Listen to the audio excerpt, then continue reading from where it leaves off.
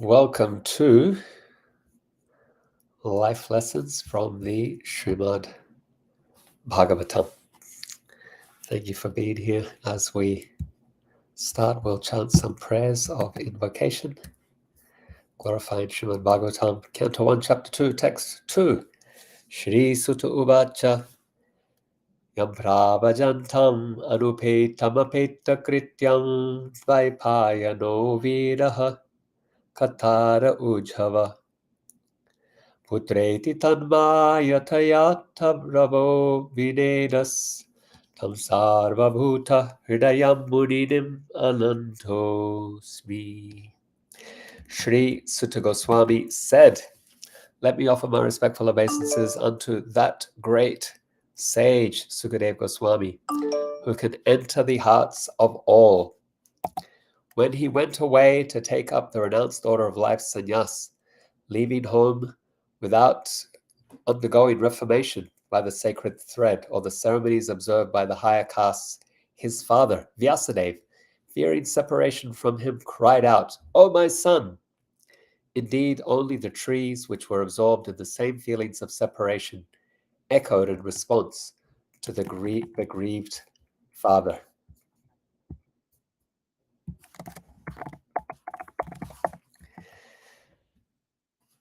Canto 1, Chapter 2, Text 3. Yasvadubhavam akila shruti saramekam adhyatmadipam atita sattam tamondam samsarinam karunaha purana guhyam tam vyasasunam upayami gurum muninam. Let me offer my respectful obeisances unto him, Sukha, the spiritual master of all sages, the son of Vyasadeva, who, out of his great compassion for those great gross materialists who struggle to cross over the darkest regions of material existence, spoke this most confidential supplement to the cream of Vedic knowledge after having personally assimilated it by experience. So thank you for joining.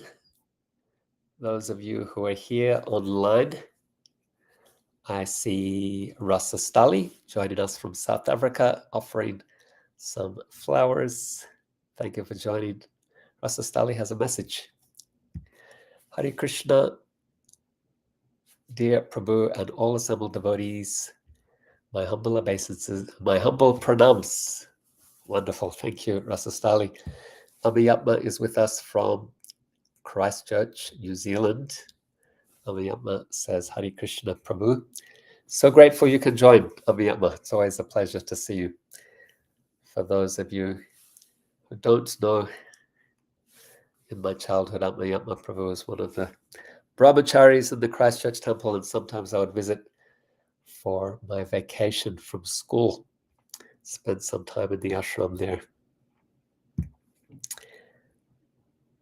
Viren is with us. Viren says, Hare Krishna Prabhu, Dandavat Pranam. Thank you for joining, Viren. We have Maturanath joining us from Polska.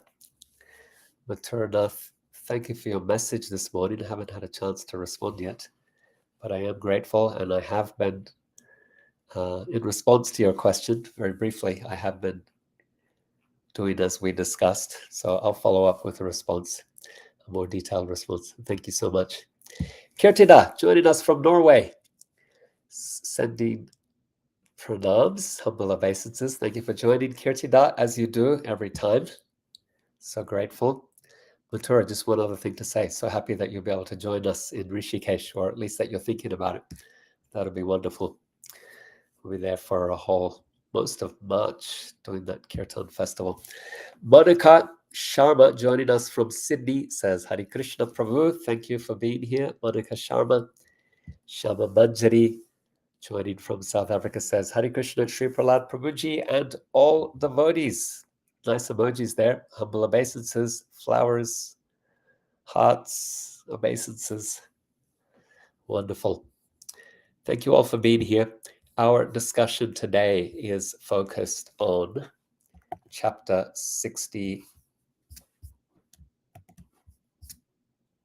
65 of the 10th canto of Srimad Bhagavatam, and it concerns Shri Baladev Prabhu.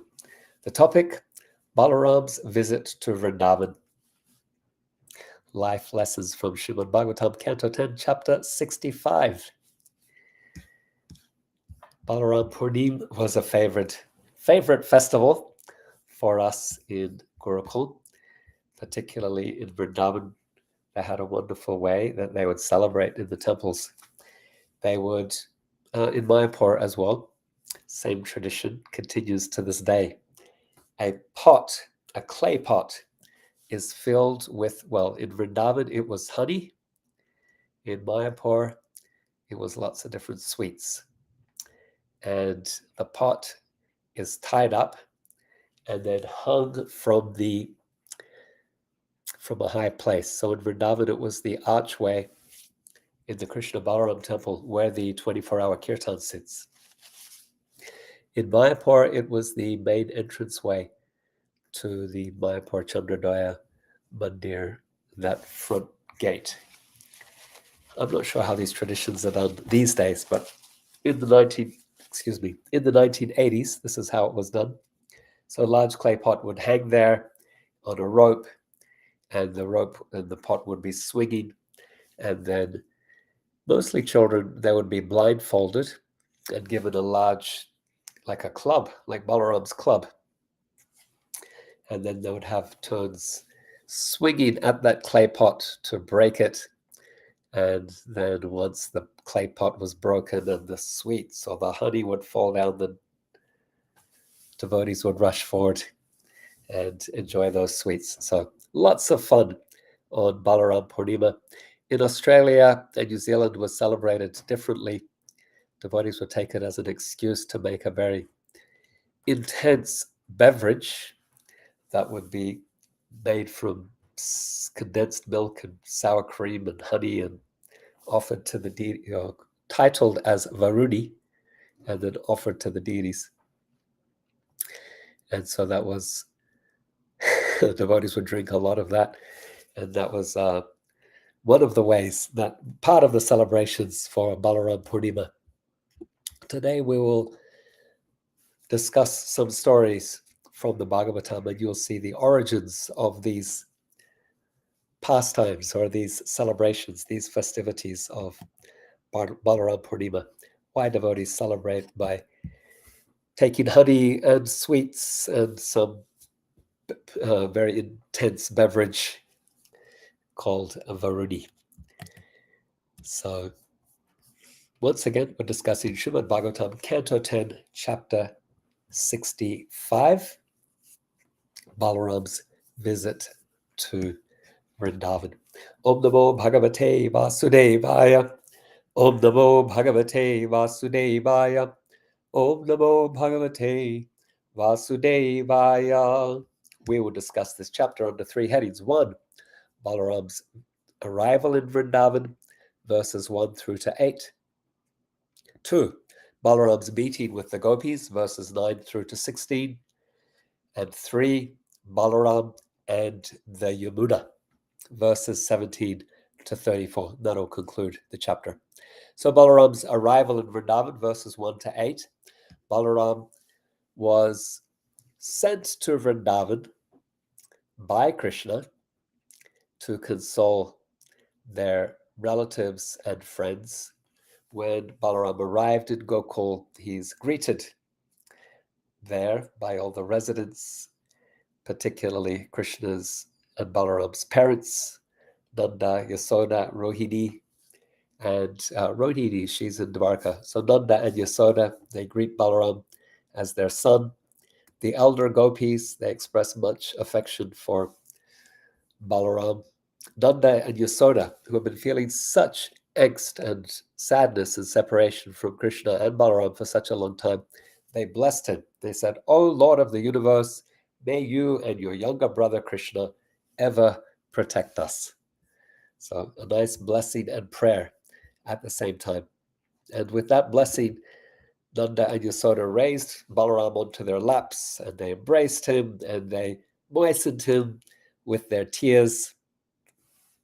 And Balarāma, he reciprocated by offering his respects to Nanda and Yasoda and the other elder cowherd men and women, as well as the younger ones that he greeted respectfully.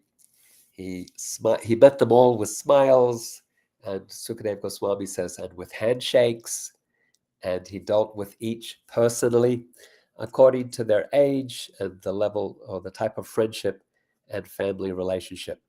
So this is nice discernment, different types of dealings based on different types of relationships. Some are relationships with seniors, some are with peers, some are with juniors. And this is a beautiful aspect of Vedic culture. Today in the West, we are a little apprehensive about relationships with seniors and even towards juniors. And so the relationship has to be one of peers. Everyone's a friend or an equal, or as you would say in Australia and New Zealand, everyone's a mate. Everyone is addressed as mate. But there is also beauty in these other types of relationships, of taking shelter from a senior, as of giving shelter or receiving shelter. These are also beautiful exchanges that we shouldn't undermine the value of. We shouldn't overlook the value of these other types of relationships. They make for a rich culture and a more fulfilled life as well, along with a greater sense of emotional intelligence and depth of relational discernment and maturity, but also the possibility to learn and to teach and to learn by teaching. So after resting for some time, Lord Balarāma, he accepted a comfortable seat, and all the Brajbasis, they gathered around him, and with voices filled with love, they asked about Krishna in Dwarka, and they asked about others of Krishna's intimate family and associates that they knew about in Dwarka. And Balarāma, he answered their questions, but he also asked about their welfare and their well-being, and gave an opportunity for them to report how they're doing and what's going on in their lives, taking this also as a report to Krishna, because Balarāma, he's there representing Krishna as well. So we can pause here for some life lessons and reflections. We might ask an obvious question to ask at this juncture is, why did Krishna, who has so much love for the Brajbasis, why did he not go to Vṛndavana personally? Why is he sending another messenger? He's already sent Uddhava to represent him, and now he's sending Balarāma. Viśvanātha Cakravartī Ṭhākura, he addresses this question. He says that the Yadus, they didn't allow Krishna to go, and Krishna is beholden to their love and affection as well. Why have the Yadus not allowed Krishna to go? Because they know how intensely the Brajbasis love Krishna and how Krishna has so much affection for them. He's controlled by their pure love. And so they were concerned, if Krishna goes to see the Brajbasis, how will he ever be able to leave them and return to us? And so with this in mind, they prevented Krishna from going. They made different reasons and excuses for as reasons why he can't go, knowing that he would become subservient. He becomes subservient to the pastimes in which he is engaged. So, because you could also ask, why then has he not? Why is the Yadu's love overwhelming him rather than that of the Brajbasis? And so Viśvanātha Cakravartī Ṭhākura answers this by saying, Krishna is subservient to the pastimes in which he is engaged at any given time. So he's unable to extract himself from the love of the Yadus to fulfill the love of the Brajbasis. Elsewhere, Sanatana Goswami, he also addresses this question. He says the Brajbasis, they are able to maintain their lives with the hope that Krishna will return. He says, I will return. He said that as he was leaving Vṛndāvana.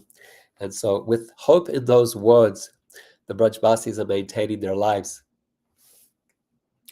Sanatana Goswami in the Brihad Bhagavatamrita says, but if Krishna were to return, then the Brajbasis would die at the thought, what if he leaves us again? And so that anxiety would be even more intense, and it would burn. They would be burned in the fire of anxiety in relation to this question. So this is love in separation in the presence of the beloved. It's a very high topic, prema vilasa vaichitya, when there is love in separation, even in the presence of the beloved. And so with that concern, with that consideration, Krishna is staying away in Dvarka. All of these polemics, these discussions should give us a sense of how Krishna is controlled by his devotees, how much he loves his devotees, and he's controlled by the love of his devotees. And so for this reason, Balarāma has gone on his behalf. Balarāma, we should understand, is Sevak Bhagavan, God in the mood of servant. He serves Krishna how? He serves as Krishna's dham. He serves as Krishna's bed. He serves as Krishna's shoes, as Krishna's stick, and so on and so forth. In Vaikuntha, he serves as Sheshnag, whether as a seat or as a bed. In the material world, he serves by expanding as Mahavishnu, who then generates the universe from his breathing. Because he is Sevak Bhagavan, Balarāma is also Adiguru. So here he's serving Krishna by visiting Vrndavana as Krishna's representative and consoling the Brajbasis. And the lesson for you and I from all of this is that we should, if we want to get Krishna's grace, our best chance is to approach him through his loving devotees. We can see how much Krishna loves his devotees and he's controlled by his devotees. He also empowers his devotees to represent him as Shri Guru. And so if we can get the mercy of these devotees, then Krishna will not be able to refuse us. And that is our chance. That is our hope. Let's go to our second topic. Balarāma meets the gopis. So once Balarāma had arrived and been received by the community of Vraj, the Brajbasis, once he had rested, then the young gopis came to meet him. The elder gopis, they were able to embrace Balarāma and bless him and interact with him. The younger gopis, they stay at some distance. But once the crowd has thinned out, Balarāma has rested, then the younger gopis, they find an opportunity to meet with Balarāma in a more confidential setting, and they ask him, they ask about Krishna, does Krishna still remember us? Does he remember his parents and his friends? And will he ever come back to Vrndavana to visit his parents, to visit his friends, to visit us? For Krishna's sake, we gave up everything, even our fathers and our mothers and other relatives. But now Krishna has abandoned us. How could we help but put our faith in Krishna's words when we see his smiling face and we're overwhelmed by the urge of Cupid? What are those words? That Krishna says he will come, he will return. But then we see that he's not keeping that word. We see that Krishna can spend his days in separation from us. And then we wonder, why can't we tolerate separation from him? And so why are we even talking about him? You see the mixed feelings that are there in the hearts of these gopis. The intensity of their love for Krishna causes them to speak with deep attachment and affection, but there's some trace of anger as well. And Krishna, he appreciates that because it's an indication of their intimacy with him.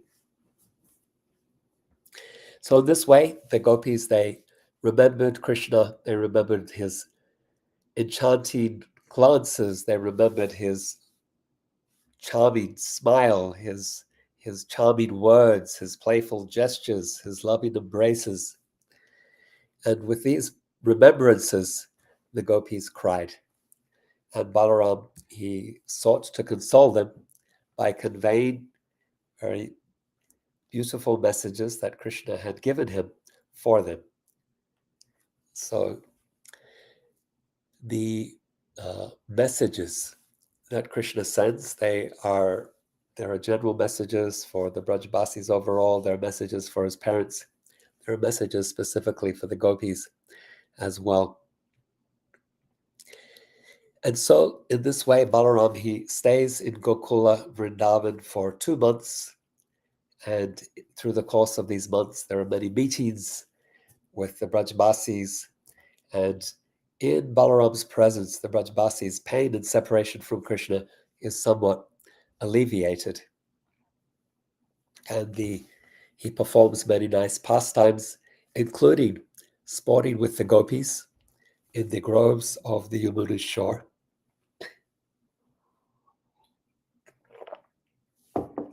The demigods, they witness Balaram's pastimes in Vṛndāvana, and they celebrate by playing kettle drums and showering flower petals. And the sages, they chant Krishna's glories. So we can pause here again and reflect. We can see that just as Krishna has sent Uddhava to console the Brajbasis with messages, so Sevak Bhagavan, Balarāma, has also been sent with messages to console Krishna's gopis. This is a very confidential mission, and so it indicates a very deep level of trust that Krishna has in his devotees who represent him. There's also a reference here to Balaram's dancing with the gopis or sporting with the gopis on Yamuna's shore. And our acharyas, they thought that these are not Krishna's girlfriends, but rather Balaram's own girlfriends. This is indicated by Sridhar Swami and Jiva Goswami Thakur as well. And Jiva Goswami, he gives an evidence in the description of the Shankachuda pastime. There it mentions Balaram is dancing with his gopis and Krishna is dancing with his gopis. And so Jiva Goswami cites this as an evidence that there are different gopis, some who are the consorts of Krishna and others who are Balaram's consorts. Let's go to our third topic, Balaram and the Yamuna. Very famous pastime, verses 17 to 30. One day Balaram became intoxicated by drinking Varuni beverage. Our acharyas explain that this is a type of distilled honey liquor. And so Balaram, he's drinking this beverage. It has been sent by Varuna. Varuna sends his daughter, Varuni, in the form of this beverage flowing from the of a kadamba tree for the pleasure of Balaram and his associates. And so Balaram becomes intoxicated by drinking Varuni. His eyes are reddened, and he wanders about the forest of Vrndavana in the company of his gopis. And then he calls out to the Yamuna, come here, Yamuna, come near, so that I and the gopis can enjoy sporting in your waters. Yamuna, she thinks he's drunk. He's speaking some kind of nonsense. So she ignores his order, and Balaram becomes angry, and he takes his hala. He's called Haladara, the holder of the plow. With his plow, he pulls the Yamuna with the end of his plow, and by pulling the Yamuna with his plow, he causes her to split into many small tributaries. So goddess Yamuna becomes frightened by Balaram's reaction, and she comes forth trembling with fright and falls down before Balarāma's feet and prays for forgiveness. In her personified form, she says, Rama Rama Mahabaho Najane Tava Vikramam Yasyai Sena Vidhritva Hrita Jagati Jagata Pate. Rama Rama, O mighty armed Lord, I know nothing of your prowess. With a single portion of yourself, you hold up the earth, O Lord of the universe. That is, your prowess is so great, it can't be known by anyone. What I do know is that with just a tiny portion of yourself, you hold up the entire earth. And so she begs Balaram to forgive her for her offense in ignoring his command. And Balaram let her go, and he entered into her waters with his gopis to sport for some time. And after rising up out of the Yamuna's waters, then the goddess Kanti came forward and presented Balaram with beautiful bluish garments, as well as jeweled ornaments and garlands of lotus flowers. Sukadeva Goswami, he tells us, as a kind of evidence, he says, even today, Yamuna River flows through many canals that were cut by Balaram's plow, indicating how he subdued her. And so in this way, Balaram played, his mind enchanted by these pastimes of his in Vṛndavana, enchanted by the gopis. And Sukadeva Goswami says, thus he spent many nights in the company of the gopis that seemed to him like a single night. We can reflect here Balaram's Rasa Lila pastimes. They take place at Ramagat. That is a place that even today you can visit in Sri Vrndavana. It is far from the place of Krishna's Rasa Lila pastimes because generally the younger brother will not be intimately engaged in conjugal activities in the presence of the older brother. So there is some distance between the places of these rasa pastimes. But there is an important lesson for you and I here, and that is to see how even Balaram, in the mood of Sevak Bhagavan, is not recognized as the Supreme Personality of Godhead by Yamuna Devi. It's only after seeing an exhibition of his prowess and receiving some chastisement that she's able to appreciate his position. Similarly, often the devotee and the guru are not recognized as Krishna's representative, particularly by neophytes who think that they can disregard the Vaishnava and they can disregard Shri Guru and approach Krishna alone. Krishna doesn't appreciate this.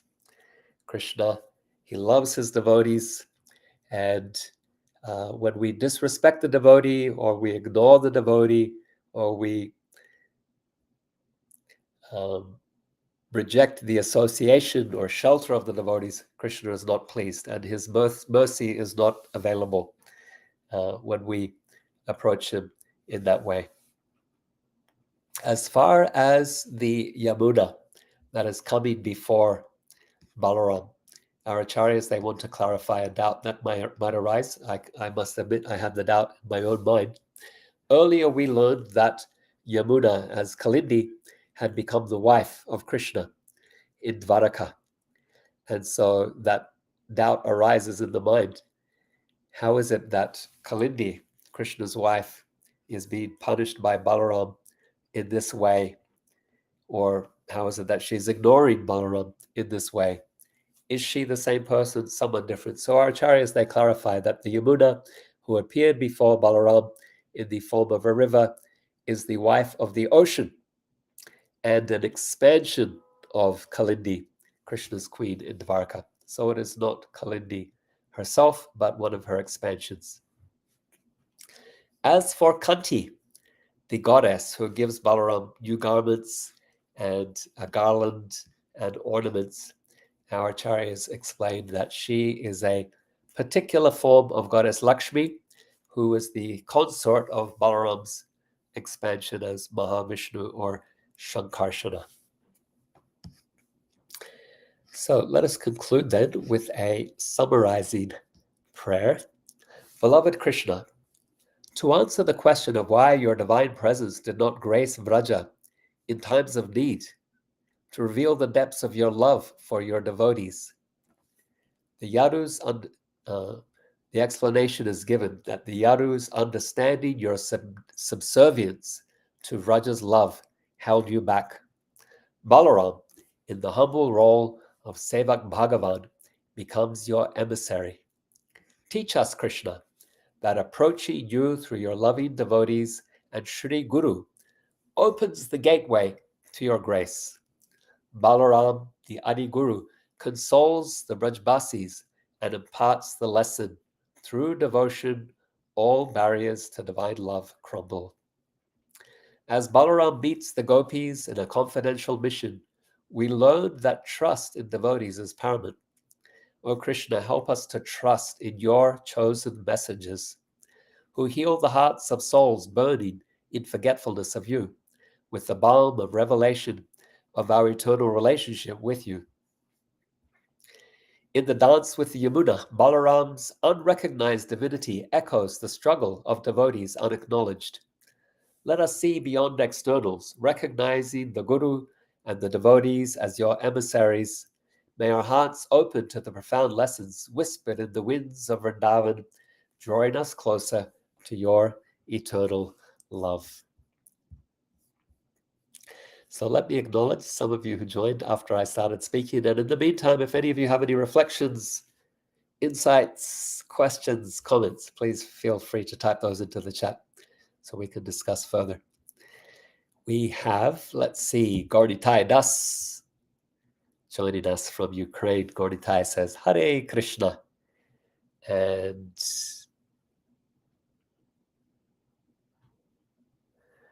no, I don't get the last word. My ability to read Cyrillic is most limited, so I apologize. But let me just say, Gorditai comes online for these classes and reminds us of our God brothers and God sisters in Ukraine, living and serving under very, very difficult circumstances. So please keep them in your prayers. Not just the devotees, but all the peoples of Ukraine living under very, very difficult circumstances of constant attacks from the sky, from the sea, from the land, and so little safety and peace at that time in that country. We have many, many devotees there, and of course many devotees have scattered throughout the world as well because of the circumstances there now. So please say a prayer for those devotees, for those people, and for all the people.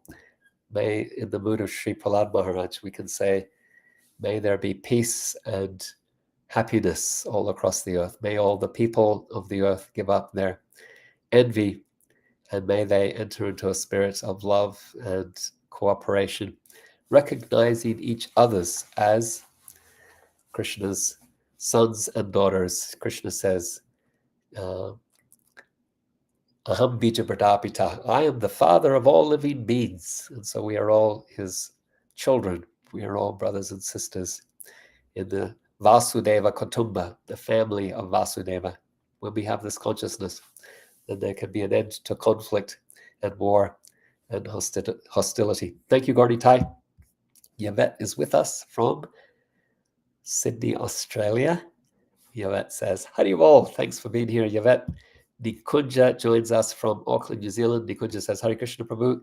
Danika is here too. Haribol to Nikunja and to Danika. Thank you both for joining. Vaishnava Seva joins us from Brisbane, Australia. Vaishnava says, it's Vaishnava from Brisbane. Thanks for being here, Vaishnava Seva. Grateful to have your association. Janava Mata joining us from Dunedin in the South Island of New Zealand says, Jai Shri Balarāma Gaur Bhaktivinda Ki Jai. Thank you, Janava Mata. We're always grateful for your kind presence, your kindly granting us your association in this Sangha. Gopal Govinda Shyam Ji says, Hare Krishna, Sri Prahlad Prabhu, Jai Baladev. Thank you for being here. Gopal Govinda Shyam, grateful to have your association. Rasa Stali, joining us from South Africa, says, Hare Krishna Prabhu, so beautiful descriptions of Lord Balarāma and all the gopis and all the different relationships. Yeah, thank you for that appreciation, for that takeaway. Janava Mata says, thank you as always for enlightening and inspiring us with the nectar of these pastimes and your beautiful prayer. Can we pray to Lord Balarāma directly or always via our Guru Dev? Good question. So the answer is we can pray directly to Krishna and Balarāma and all the avatars that is given to us through our parampara. There is no restriction there. We sing the song of Jayadev, the Dasa Avatara Stotram, prayers to Narasimha and to Parashuram and to Buddha and Kalki and Matsya, Kurma, Varaha, Narasimha, and so on. And of course to Krishna, who is the source of all these incarnations. So there's no restriction. The order we have is to chant Hare Krishna, Krishna Krishna, Hare Hare, Hare Rama, Rama Rama, Hare Hare. And so there we have the order to approach Krishna. Of course, even there we are approaching through Srimati Radharani. Hare. She is the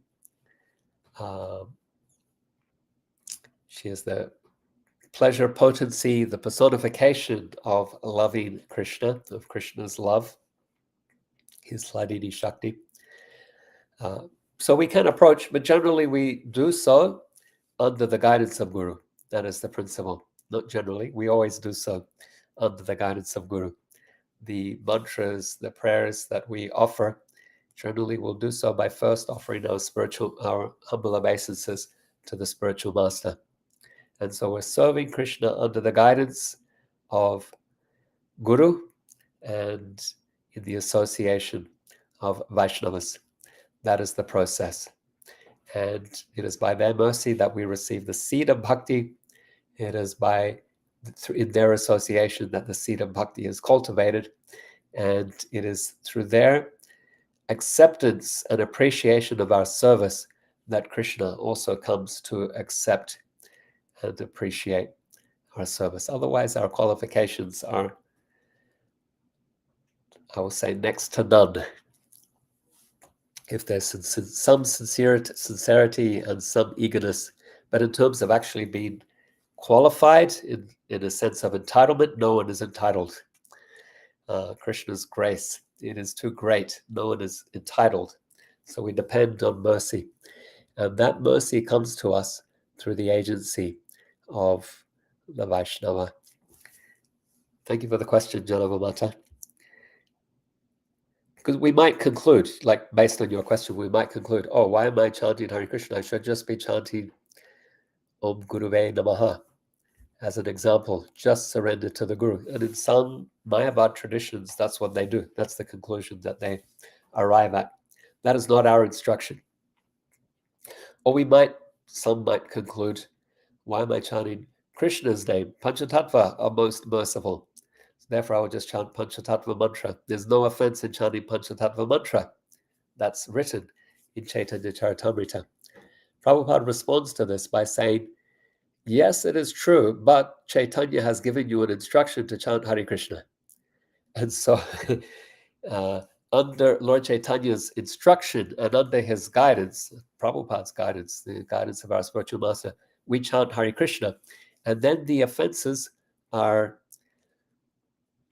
cleared away. They are washed away by the process of devotional service. We are made more and more qualified to chant with the right attitude.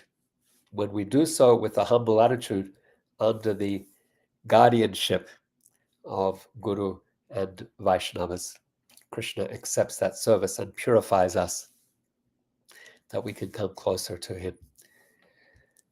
So the instruction is that we chant Gopal Govindaram Shri Madhusudan, that we chant Krishna's name, that we are approaching Krishna. But we must recognize that we do so under the guardianship of Guru and Vaishnavas.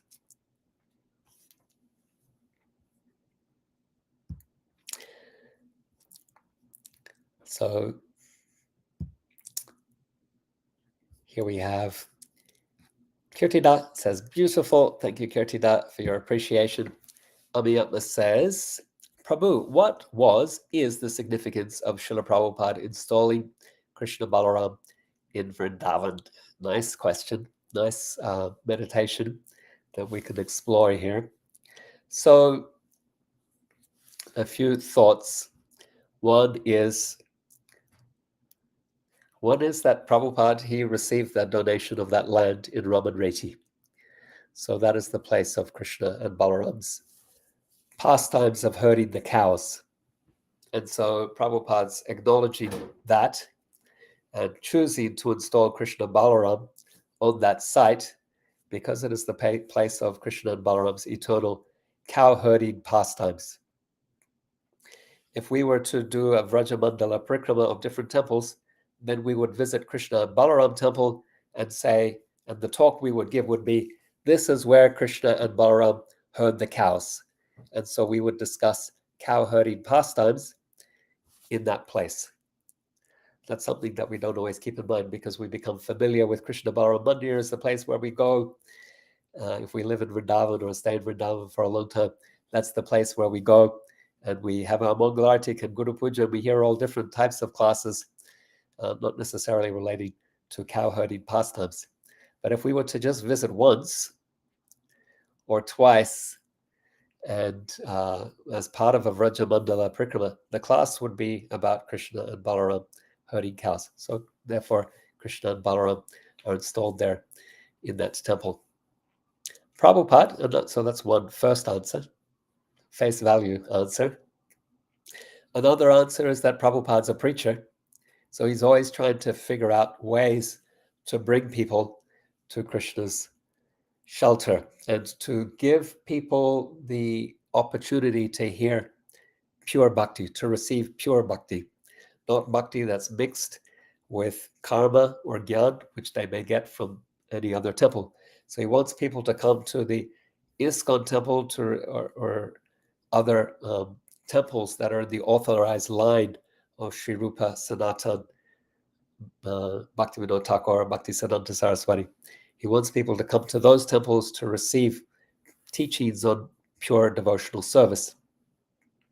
And so as a preacher, Prabhupada looks and he says, oh, there are not many Krishna and Balaram temples in Vṛndāvana. We'll do something unique and people will come. And so as a preacher, as a point of distinction, then Prabhupada, he establishes a Krishna Balaram Mandir. So those are two answers, and we can take that directly. We'll find support from that. We can also explore this from a more esoteric perspective. That is that Prabhupada installed across the world Gaura and Nitai, Krishna and Balaram deities. Krishna in the mood of Srimati Radharani, and then Nityananda Prabhu as Sevak Bhagavan, and as Adi Guru accompanied Krishna as Sri Nityananda Prabhu. And because we need the mercy of Guru, and we need the mercy of Sevak Bhagavan to be reunited with Krishna, to receive Sambandha Gyan, to receive Abhideya Tattva, to receive knowledge of our relationship with Krishna and guidance on how to practice the path of devotional service. And so Balaram fulfills that role as Adi Guru, and as Nityananda Prabhu, he's fulfilling that role, and he's particularly merciful, even more merciful than the most munificent of all avatars is Nityananda Prabhu. And so devotees have observed how Prabhupada's installed Gaura across the earth, and they have taken note that Prabhupada has done this particularly to benefit the fallen conditioned souls to connect them with Balarāma's mercy, Balarāma's grace. So we could also extend that to the Krishna Balarama Mandir. Bhaktisiddhanta Saraswati did not install Gaudi Thai for the most part, maybe one or two deities here and there, but otherwise the deities he installed were Gauranga with Radha and Krishna. Sri Krishna Chaitanya, Radha Krishna Nahiyanya. Krishna and Radha have appeared in the form of Gauranga. So generally one altar with three deities, Gauranga, Radha and Krishna, or with the Guru Parampara, and then with Gauranga and Radha Krishna. Sri Guru Gauranga Radha Krishna. Prabhupada's done something different. He's established Gaudi Thai. And his devotees observe that he's done this particularly to connect us with the mercy of Nityananda Prabhu and the mercy of the devotee Sevak Bhagavan with Adi Guru. And then we can see an extension of that in Vṛndāvana as well with the establishment of Krishna Balarama Mandir. So there's a more esoteric response to your question. We could venture others, but they start to get more and more into the realm of speculation. So other thoughts are there, but I will stay safe with those two face value responses, and then one that's a bit more esoteric. Thank you for the question, Amiyama. Always grateful to hear from you and the points that you raise. My wife, Sri Gandharvika, joins us as well from work, hospital in New York City. Thank you for being here, Sri Gandharvika. Shama Manjari says, thank you, Prabhuji. Beautiful class. Thank you, Shama Manjari. Viren says, Prabhuji, how do we understand Lord Balarama's apparent harshness towards Yamuna, but lenience towards Duryodhana in accepting him as his disciple in teaching the art of club fighting? Good question. And so this is, very interesting how the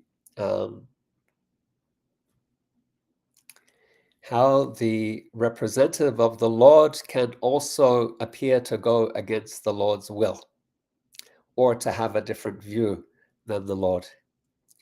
That might confuse us. If we say Balaram is Adiguru, the representative of Krishna, how is it that he has a different line of thought and relational dealing in the case of Duryodhana, or you've also brought in here Yamuna Devi? And this is something wonderful, also esoteric, that we can explore here, and that is how in the intensity of love, the devotee can take a position that is contrary to that of the Lord himself, whom they represent. So, the example you gave is Duryodhana. Krishna has rejected Duryodhana as a demon, and he's withdrawn his mercy from Duryodhana because of Duryodhana's offenses to the Pandavas. Despite that, Balaram is giving his mercy to Duryodhana, giving him the opportunity of his association, you would hope, purification in that process. But we see, but Duryodhana was not able to take advantage. He learned the lessons in fighting from Balaram, but he did not take, his heart was not softened to appreciate the Vaishnavas and to appreciate Krishna. We see in Nityananda Prabhu's case, he also went against Chaitanya's will. Chaitanya wanted to kill Jagai and Madai, and he invoked Sudarshan to punish these two brothers, sinful brothers. But Nityananda Prabhu said, stop, no, don't kill them. If you kill those two, then you have to kill everyone in Kali Yuga. Please withdraw your Sudarshan, withdraw your anger, and forgive them. And because Nityananda Prabhu is asking, then Chaitanya Mahaprabhu, he obliges. Jagai and Madai say, forgive us. He's not hearing them. He's ready to punish them because they have drawn blood, particularly Jagai, from Nityananda Prabhu's forehead. So Chaitanya Mahaprabhu cannot forgive them. When the devotee is offended, Krishna says, then I cannot forgive. Ambarish Maharaj, he was offended by, Durvasa Muni committed offenses against Ambarish Maharaj. When Durvasa Muni approached Krishna for forgiveness, he says, I can't forgive you. If you want forgiveness, you have to go to Ambarish Maharaj. Similarly, with in Chaitanya Lila, Gopal Chakravarti offended Srivas Thakur, and he got leprosy. And then he approached Lord Chaitanya and says, please forgive me. Mahaprabhu said, I can't forgive you. You have to approach Srivas and get his forgiveness. And so Jaga and Madai, they may have appealed to Chaitanya, forgive us. And Lord Chaitanya couldn't forgive them. They have offended Nityananda Prabhu. But when Nityananda Prabhu says, don't kill them, don't punish them, forgive them, going against Chaitanya Mahaprabhu's will, Chaitanya Mahaprabhu obliges and he delivers those two sinners. He accepts them as disciples. Jagai becomes Jagarananda, Madai becomes Madhavananda, and they engage in Vaishnava Seva. So in the intimacy of love, there can be an apparent divergence of will between the Lord and his devotee. And this is a nice paradox, because the conditioned soul is in the material world because of diverging from Krishna's will. The conditioned soul wants to look away from Krishna, doesn't want to see Krishna, so they want to see the world differently from how Krishna sees it. They want to forget Krishna. It's only by aligning our will with Krishna's will, only by aligning our understanding with how Krishna explains things in Bhagavad Gita, that Krishna, that we again establish our relationship with him. And then, as the relationship intensifies and deepens, then there is again a divergence, but it is not it is a different type of divergence, a different quality of divergence. This is a divergence based on love rather than envy or a desire to be separate from. And so in this, then the intimate devotee can appear to go against the will of the Lord, but actually Krishna appreciates it. And we see it also in Prabhupada's final pastimes. He expressed a desire to be taken on a bullock cart around Govardhan Hill, on Govardhan Parikrama. And the Kaviraj, he told Prabhupada's servants that if this happens, Prabhupada would leave his body. And so the disciples of Prabhupada went to him and said, we can't do this. We don't want you to go on this parikrama. And they were actually the devotees were divided. Some were saying, it's Prabhupada's order, we have to go. Others were saying, no, but we can't. We can't allow this. And so Prabhupada, in the end, he was happy to have his will overridden by his loving disciples. He said, see how much they love me. I can't go through with this. And so that is something wonderful. Balarāma's apparent divergence of view from Krishna is possible on the basis of the intensity of his loving intimacy with Krishna. And this is a nice puzzling illustration in relation to Duryodhana. And then you're giving this pastime with Yamuna as well. That's a pastime that is there just to heighten rasa. Thank you for the question, Viren. Amayatma says, brilliant, thank you. Thank you, Amayatma. That is in relation to the response to why Prabhupada installs Krishna and Balarama in Vṛndāvana. Gaurachandraji, joining us from New Zealand, says, Hare Krishna Prabhuji, Dandavat Pranam. Thank you for being with us, Gaurachandra. Grateful for your association. And then we have Janavi with us. Janavi says, thank you. Always a blessing to hear. Thank you, Janavi. We are grateful for your appreciation. We'll conclude here. May you all deepen in your appreciation for hearing Srimad Bhagavatam. May you deepen your appreciation, your taste for chanting Krishna's holy name with attention and love. May you deepen your appreciation for Krishna's appearance in the form of his deity, Shri Vigraha, and may you deepen your love and appreciation for the places of Krishna's pastimes. Finally, may your appreciation of the Vaishnavas, your love for Vaishnavas, grow day by day. And with these practices of bhakti, may your heart soften with compassion that compels you to share the treasures of bhakti with others as well.